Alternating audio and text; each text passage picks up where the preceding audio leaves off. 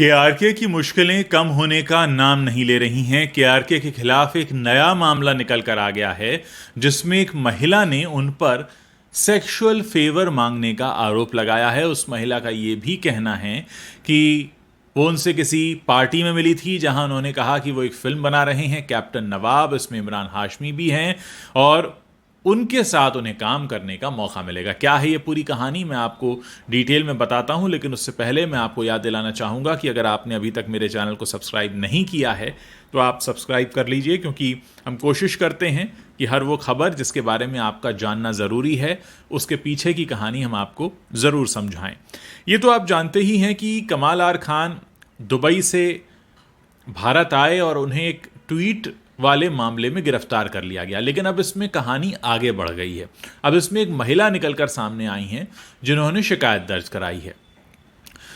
अब पुलिस ये बताती है कि 27 साल की एक महिला हैं, उन्होंने केआरके के खिलाफ एक एफआईआर दर्ज करवाई थी कि वो 2017 में एक्टिंग करने के लिए मुंबई आई थी।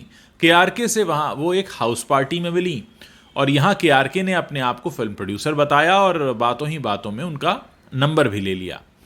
एफआईआर के मुताबिक केआरके ने उन्हें अपनी एक फिल्म कैप्टन नवाब में लीड रोल ऑफर कर दिया। इस फिल्म में इमरान हाशमी है ऐसा भी कहा। 2019 में उन्होंने अपने बर्थडे सेलिब्रेशन के लिए मुंबई में फोर बंगलोज स्थित अपने घर पर बुलाया, लेकिन ये कहती हैं कि मैं उस दिन वहाँ नहीं गई। मैं जब 2-3 दिन बाद केआरके के घर पहुँची तो वो मुझे अपने बेडरूम में ले गए और शराब ऑफर की, ऐसा उन्होंने एफआईआर में लिखवाया है। वो कहती हैं कि मेरे मना करने के बाद उन्होंने मुझे ऑरेंज जूस ऑफ़र किया, जिसके पीते ही मुझे डिजीनेस होने लगी, यानी मुझे नींद जैसी आने लगी। और उसके बाद वो कहती हैं कि कुछ ऐसा हुआ जो नहीं होना चाहिए था। कहने का मतलब ये है कि केआरके उनके साथ ज़बरदस्ती कर रहे थे।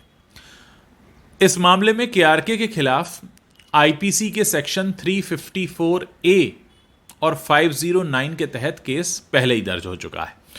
संडे को वर्सोवा पुलिस ने केआरके को मजिस्ट्रेट के सामने पेश करके पुलिस कस्टडी की मांग की। हालांकि मजिस्ट्रेट ने केआरके को न्यायिक हिरासत में ही भेजा हुआ है। ये 14 दिन की न्यायिक हिरासत है। इस पर भी आज यानी सोमवार के दिन सुनवाई होनी है। वीकेंड जेल में कटा है। केआरके को लग रहा था कि जमानत हो जाएगी। अब पूरा मामला ये है कि एक तरफ तो विवादित ट्वीट और उससे निकले तो ये मामला 2019 का, जिसमें यौन शोषण का मामला बनता है। अब ऐसे में काफ़ी दिक्कतें बढ़ सकती हैं केआरके की, और अगर ये वक्त रहते नहीं संभला मामला तो हो सकता है कि केआरके को एक केस से निकलने के बाद दूसरे केस में फंसाकर रोक लिया जाए। कुछ लोगों का ये भी कहना है कि ब्रह्मास्त्र रिलीज़ हो रही है और उसके लिए ये बॉलीवुड का फैलाया हुआ जाल है। एक बात इसमें समझ में नहीं आती कि अगर बॉलीवुड ने जाल फैलाया भी है तो ये जो पुलिस में मामला 2019 में ही दर्ज हो गया था वो क्या, और 2017 का मामला है वो क्या, और ट्वीट का जो मामला है वो ट्वीट उनसे किसने करवाया था। तो ऐसी तमाम बातें हैं कि शिकायतें तो केआरके के खिलाफ आ रही थीं।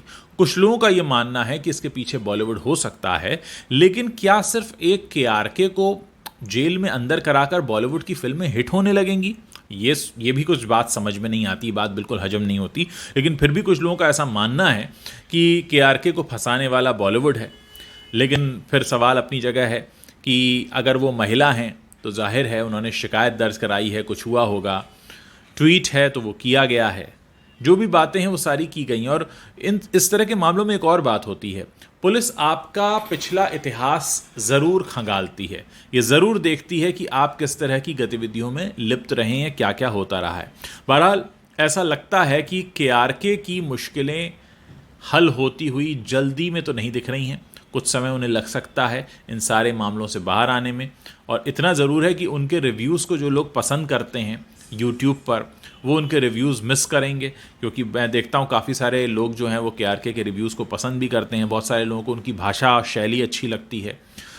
सबकी पसंद अपनी अपनी होती है। कुछ लोगों को इस तरह की भाषा नहीं भी पसंद आती है। खैर, यहाँ बात हो रही है कमाल आर खान के मुश्किलों से निकलने की, तो वो फ़िलहाल थोड़ा सा मुश्किल लग रहा है, क्योंकि एक के बाद एक ये दूसरा मामला आ गया है और अभी कहा यह जा रहा है कि कुछ और मामले भी हैं जो सामने आ सकते हैं। तो एक नई कंट्रोवर्सी तो खड़ी हो चुकी है बॉलीवुड में। अभी तक कमाल आर खान कंट्रोवर्सी करते थे तमाम तरह के रिव्यूज़ और बहुत कुछ ऐसा बोलकर, अब ये जो कंट्रोवर्सी है ये खुद उनके बारे में है। तो देखते हैं इससे कब बाहर निकल पाते हैं। फ़िलहाल तब तक इससे जुड़ी जो भी बड़ी खबरें और अंदर की कहानियाँ होंगी उन्हें सुनाने के लिए मैं आपके बीच आता रहूँगा।